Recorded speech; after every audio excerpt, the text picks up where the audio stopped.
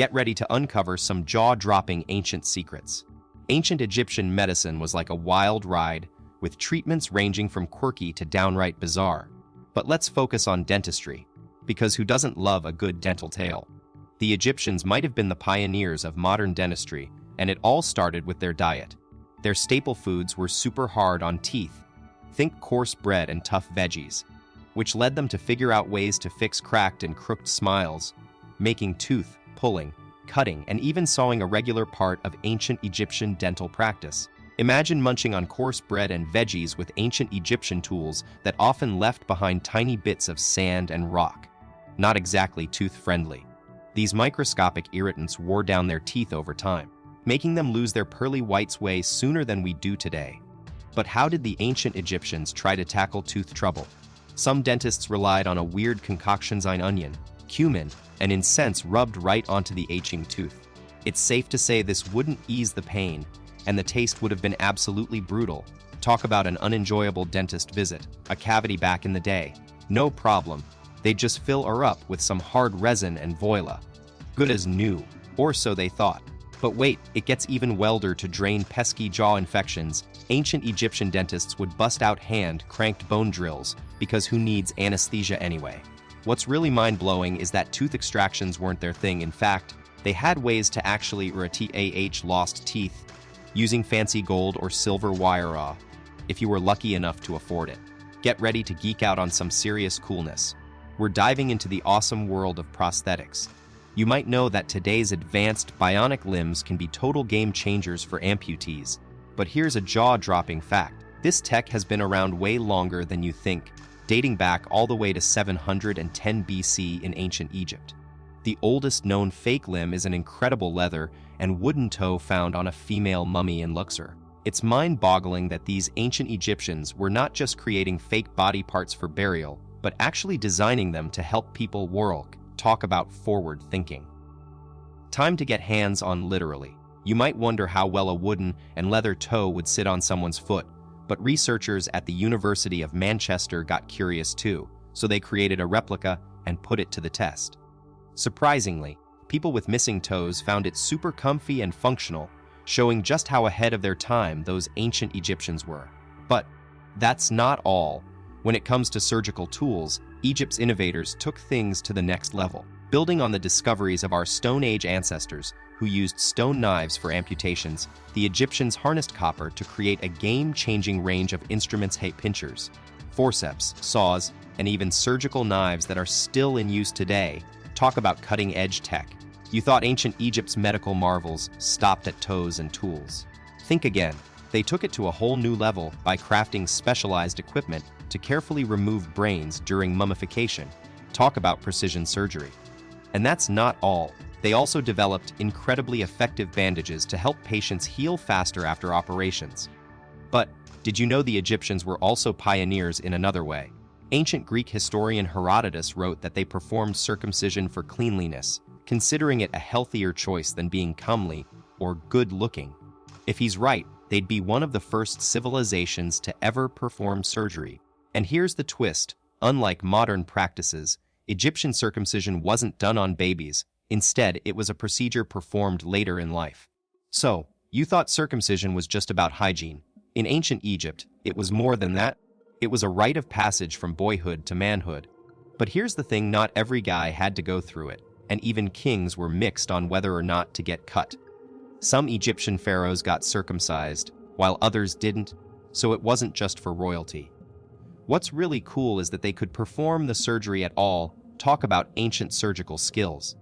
And speaking of being ahead of their time, ancient Egypt was actually super progressive when it came to women's rights.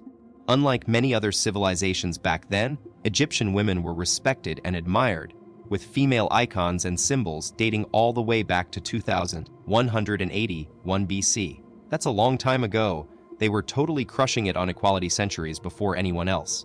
Now let's talk about the unsung heroes of ancient Egypt, female doctors. These trailblazers were making waves thousands of years ago, and we've got an epic story to tell. You might know this legend from ancient Greece: Agnidice, a woman with a dream to become a doctor in Athens. But here's the catch: their laws back then said any woman practicing medicine would be put to death. Can you imagine? Undeterred, Agnidisi packed her bags and headed to Alexandria, where she trained as a doctor and earned her medical degree. But she didn't stop there. This fearless woman went back to Athens, disguised herself as a man, and started practicing medicine in secret. Her skills were so impressive that people began to suspect her true identity, and eventually, the cat was out of the bag. Agnidesi's incredible story shows just how far women would go for their passion, even when society tried to hold them back. But here's what's truly mind-blowing. Agnidesi wasn't even the first female doctor to make waves in medicine. Long before her legendary story, women had been revolutionizing healthcare in ancient Egypt for centuries. Meet Merida, a trailblazing queen of Egyptian medicine who served as head surgeon to the royal court around 2700 BC. Can you believe it? And if that's not enough, there was even an all-female medical school run by an unknown but equally fierce female physician over 1,000 years earlier in 3000 BC. In fact, back then, doctors were considered priests. Talk about respect for the healing arts. So, let's give it up for the ancient Egyptian women who shattered glass ceilings and paved the way for future generations of female medical rock stars. Let's dive into ancient Egypt's approach to dealing with disease. It's a wild ride. While those doctors were indeed geniuses for their time, when it came to understanding what we now know as medicine, they were still very much in the dark ages. They could handle physical injuries like pros, bandaging wounds and setting broken bones, using techniques that are surprisingly similar to ours today. But when it came to fighting diseases, that's a different ball game entirely. To the Egyptians, getting sick was either a sign you'd messed with the gods, an evil spirit invasion, or simply a test of character meant to teach you a valuable lesson. So, how did they treat these divine or demonic attacks? Ancient Egypt's approach to disease was a real mix of magic and medicine. Think spells, rituals, and incantations were the go-to treatments wore. Sounds like a scene from a fantasy movie. But here's the cool part. Those doctors weren't just shaman-like healers. They were also trained priests who served as mediators between their patients and the gods. As time went on, they not only became super knowledgeable about treating injuries, but also developed a highly structured medical system that combined rational treatments with those mystical practices. So, to put it simply, ancient Egyptian doctors wore two hats, one of a doctor and one of a priest. Let's flip back to our modern-day doctor's visit. Can you imagine if your doc started channeling their inner shaman, breaking out into chants and whipping up some mystical medicine? Instead, we're talking state-of-the-art sanitation here. When surgeons operate today, it's like a sterilized fortress in there. Every piece of equipment is meticulously cleaned and disinfected. The doctors and nurses are scrubbed in, head to toe, in spotless gear, and the operating room itself gets a serious germ-killing makeover with disinfectant sprays, all to make sure you stay infection-free after surgery. That's the power of progress. Let's time travel back to ancient Egypt, where the pyramids were cool, but hospital hygiene wasn't exactly their thing. Despite being super advanced for that era, our ancient Egyptian docs had some major hygiene gaps. You can imagine how sketchy it would be to get operated on by them. No hand sanitizer in sight and rusty tools galore. Wound infections were a constant threat, and back then, an untreated infection could quickly turn deadly. So, what did they do? They stumbled upon honey as the ultimate natural disinfectant. When applied to wounds, it prevented festering and kept those pesky germs at bay. Post-surgery, Egyptian doctors would soak bandages in pure, sticky honey goodness. Talk about a sweet solution. Honey's got double the power. It's not only antibacterial, but also anti-inflammatory. So, while ancient Egyptians wouldn't be curing diseases with honey just yet, it was still a game changer for wound care. It kept wounds clean and reduced swelling. Major wins in that era of medicine. And let's be real, who doesn't love the sweet smell of honey? Traveling doc status, here they come. The ancient Egyptians' medical skills were so sought after that other countries would fly them in as well, sorta to become their personal physicians. Talk about a rock star medical career. They were basically the doctors of the ancient world's A-list.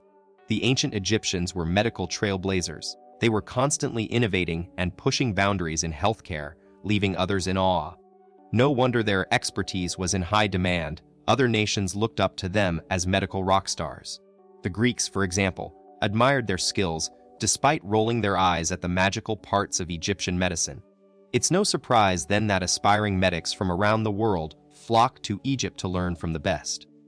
Take Roman physician Galen, for instance. He traveled all the way to Alexandria to soak up knowledge and become a legendary medical master himself.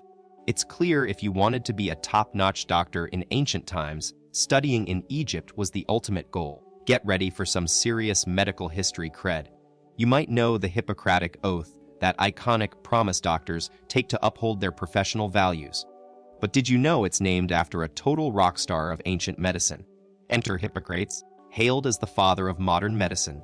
What's even more mind-blowing is where this medical legend learned his skills: ancient Egypt, the epicenter of healthcare innovation. It's no exaggeration. All of today's medicine has its roots in this incredible civilization.